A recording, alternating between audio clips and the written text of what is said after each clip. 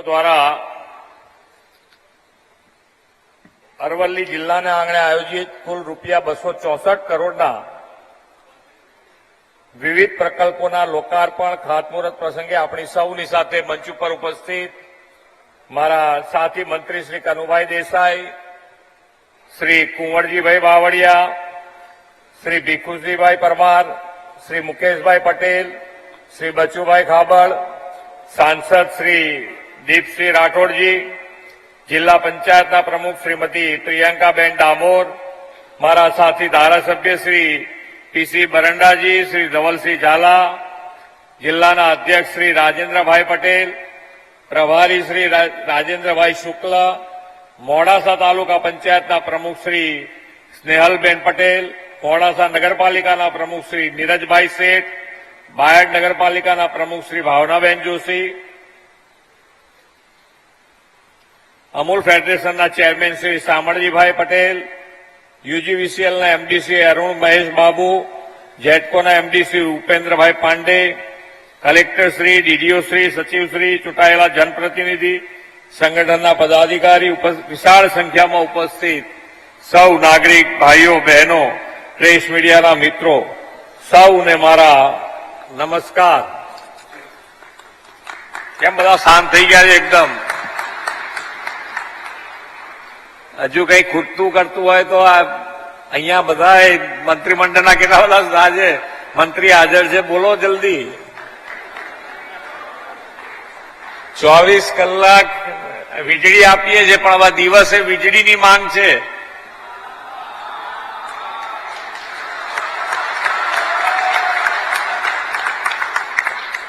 કાનુભાઈને પૂછીએ આપણે કે ભાઈ ક્યારે પૂરું કરશો ભાઈ? મંત્રીશ્રી, ડિસેમ્બરમાં અમે આવીએ છીએ, બીજા ડિસેમ્બરમાં આવીએ પેલા તમારે દિવસે વીજળી મળતી થઈ ગઈ હશે.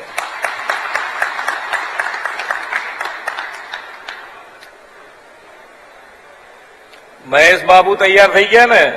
ત્યાં પેલી બાજુ અધિકારી હલવા માંડ્યા કે હવે આ તો અહીંયાથી જાહેરાત થઈ ગઈ.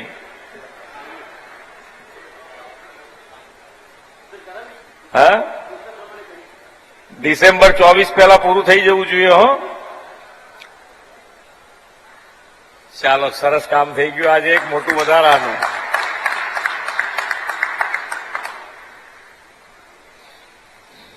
અહીંયાથી હમણાં ટીબી પેશન્ટો માટે ખૂબ સારું બધા જુદા જુદા એસોસિએશન દ્વારા ટીબીના દર્દીઓને દર મહિને કીટ પહોંચાડવાનું કાર્ય થઈ રહ્યું છે. ખૂબ સારું કાર્ય છે કે ભાઈ આપણે ટીબી મુક્ત ગુજરાત બનાવવાની પહેલ કરી છે, અને એના પર મોડાસા સૌથી પહેલો જિલ્લો બને તો અમને ડબલ આનંદ થશે. આપણા વિશ્વના સૌથી લોકપ્રિય નેતા અને આપણા યશસ્વી વડાપ્રધાન શ્રી નરેન્દ્રભાઈ મોદીએ ગરીબ, વંચિત, છેવાડાના માનવીની સેવાની ભાવના સાથે કામ કરવાની પ્રેરણા સૌને આપી છે. વિકાસ માત્ર નગરો, શહેરો પૂરતો કે કોઈ ચોક્કસ વર્ગના લોકો પૂરતો જ ન રહે, અને એવા સૌના સાથ, સૌના વિકાસ, સૌના વિશ્વાસ અને સૌના પ્રયાસનો મંત્ર માન્ય નરેન્દ્રભાઈએ અપનાવ્યો છે. વિકાસથી કોઈ ગામ, કોઈ વ્યક્તિ વંચિત ન રહે એવી એમની પ્રતિબદ્ધતામાં હમણાં જ 3 રાજ્યોની વિધાનસભા ચૂંટણીમાં ભાજપનો પ્રચંડ જીત અપાવીને લોકોએ પણ એમાં સૂર પુરાવ્યો છે. હવે દેશના ગરીબ, વંચિત, આદિજાતિ, ગ્રામીણ દરેકને વિકાસની મોદીજીની ગેરંટી મળી ગઈ છે. ગુજરાતને તો 2 દાયકાથી રાજ્યની અને કેન્દ્રની એમ ડબલ એન્જિન સરકારનો વિકાસનો લાભ મળી રહ્યો છે. હમણાં જ વડાપ્રધાનશ્રીએ સુરતને ડાયમંડ બુર્સની વર્લ્ડ ક્લાસ ભેટ આપી છે, તો એની પહેલા બોડેલી, છોટાઉદેપુર જેવા આદિજાતિ વિસ્તારમાં એક સાથે 5000 કરોડના વિકાસના કામો આપ્યા છે. સતત અવિરત અને ગતિશીલ વિકાસ એ કાર્ય મંત્ર આદરણીય વડાપ્રધાનશ્રીએ આપ્યો છે. એ જ કાર્ય મંત્રને આગળ દબાવતા આજે અરવલ્લી જિલ્લાને એક જ દિવસે 264 કરોડના લોકહિતના કામોની ભેટનો આજનો અવસર. જનકલ્યાણની નેમ હોય ને તેવો વિકાસના કામો થાય તે નરેન્દ્રભાઈના નેતૃત્વમાં આપણે શીખ્યા છે. હજુ તો ગયા ઓગસ્ટ મહિનામાં જ અહીંયા 338 કરોડના રોડ રસ્તાના, ઉદ્વહન સિંચાઈ, તાલુકા સેવા સદન જેવા કામોના આ જિલ્લાને જ આપ્યા છે. 338 કરોડ રૂપિયા ને આજે ફરીથી પાછા 264 કરોડના. 5 જ મહિનામાં એક જ જિલ્લામાં 600 કરોડના વિકાસ કામો માત્ર મોદી સાહેબના નેતૃત્વમાં જ થઈ શકે. આ અરવલ્લી જિલ્લો નવો બનેલો જિલ્લો છે, પણ વિકાસમાં અવ્વલ બને એવી ગુજરાત સરકારની નેમ છે. આદિજાતિ વિસ્તારનું પ્રભુત્વ ધરાવતો જિલ્લો ડેવલપ ટ્રાઇબલ ડિસ્ટ્રિક્ટ બનવા તરફ આગળ વધી રહ્યો છે. આદિજાતિ વિસ્તારનો દુર્ગમ પહાડી વનોમાં હોવાથી આરોગ્ય, શિક્ષણ સહિતની મહત્વની સુવિધાઓ પહોંચાડવા માટે સારા રોડ રસ્તાની ખૂબ જ મહત્વતા છે. અરવલ્લી, અમદાવાદ, ગાંધીનગર અને સાબરકાંઠા એમ 4 જિલ્લાને જોડતા ધનસુરા તાલુકાના નરોડા, દહેગામ, હરસોલ અને ધનસુરા રોડને 4 લેન કરવાની કામગીરી આપણે શરૂ કરી છે. મોડાસા, રાયગઢ રોડને 4 લેન કરવાની કામગીરી તેમજ માઝૂમ નદી પર મેજર બ્રિજનું ખાતમુહૂર્ત પણ કર્યું છે. પાછલા 1 વર્ષમાં 219 કરોડના રસ્તાના વિકાસના કામો અરવલ્લી જિલ્લાને મળ્યા છે.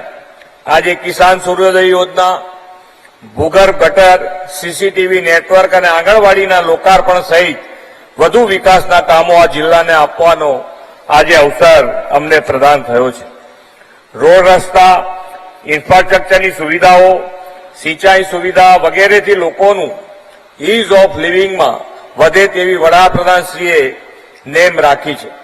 અરવલ્લીની પર્વતમાળામાં વસેલા આ જિલ્લામાં સિંચાઈ અને પીવાના પાણી માટે પહોંચી વળવું એ વિકટ પ્રશ્ન હતો. આદરણીય વડાપ્રધાનશ્રીએ ઉત્તર ગુજરાતમાં આ જિલ્લા સહિતના વિસ્તારોને પાણી પહોંચાડવા લિફ્ટ ઉદ્વહન યોજનાને સફળ પ્રયોગ હાથ ધર્યો છે. નર્મદાના વધારાના 1 મિલિયન એકર ફીટ પાણીથી આ વિસ્તારમાં 12 યોજનાઓ પૂર્ણ કરીને 92,000 હેક્ટર જમીનને સિંચાઈનો લાભ આપ્યો છે. આદરણીય વડાપ્રધાનશ્રીના દિશાદર્શનમાં આ જિલ્લામાં જળ વ્યવસ્થાપન માટે આશરે 256 કરોડ રૂપિયાના નવા ઉદ્વહન સિંચાઈ વિકાસના કામોના ખાતમુહૂર્ત ઓગસ્ટ માસમાં થયા છે. આજે હાથમતી જળાશય આધારિત ભિલોડા તાલુકાના વિસ્થાપિત ગામોના તળાવો ભરીને સિંચાઈનું પાણી આપવાની ઉદ્વહન સિંચાઈ યોજનાનું ખાતમુહૂર્ત પણ કર્યું છે. પાણીની સમસ્યાથી મુક્તિ અપાવવાની છે. જળ, જમીન અને જંગલ સાથે જોડાયેલા આદિવાસી બાંધવોને વિકાસની મુખ્ય ધારામાં લાવવાની પરિપાટી વડાપ્રધાનશ્રીએ વિકસાવી છે. 15મી નવેમ્બર ભગવાન શ્રી બિરસા મુંડાની જન્મ જયંતિએ વડાપ્રધાનશ્રીએ વિકસિત ભારત સંકલ્પ યાત્રા દેશવ્યાપી પ્રારંભ કરાવ્યો હતો. વડાપ્રધાન શ્રી નરેન્દ્રભાઈ મોદીએ અંબાજીથી ઉંબરગામ સુધીના તમામ આદિવાસી સમુદાયના કલ્યાણ, જનજાતીય વિસ્તારના વિકાસ માટેની આગવી દિશા આપી છે. ગુજરાતના ગામે ગામ અને નગરોમાં ફરીને મોદીજીની ગેરંટીવાળી ગાડી લોકોને સરકારી યોજનાના લાભ અને માહિતી ઘેર બેઠા આપવાનું કામ કરી રહી છે. વડાપ્રધાનશ્રીએ વિકસિત ભારત 2047નો સંકલ્પ કર્યો છે. આઝાદીની શતાબ્દી મનાવીએ ત્યારે આદિવાસી વિસ્તાર સહિત સમગ્ર દેશ વિકસિત, ઉન્નત અને વિશ્વગુરુ બને એવી તેમની નેમ છે.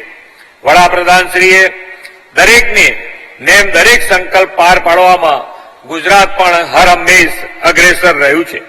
વિકસિત ભારત માટે વિકસિત ગુજરાતની યાત્રામાં આજે મળેલા વિકાસના કામો જેવા અનેક કામોનું નવું બળ આપશે એવા વિશ્વાસ સાથે વિરમું છું.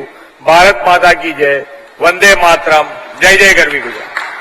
ઉર્જાવાન પ્રેરણાદાયી વિકાસલક્ષી ઉદ્યોગો માટે કનેક્ટિવિટી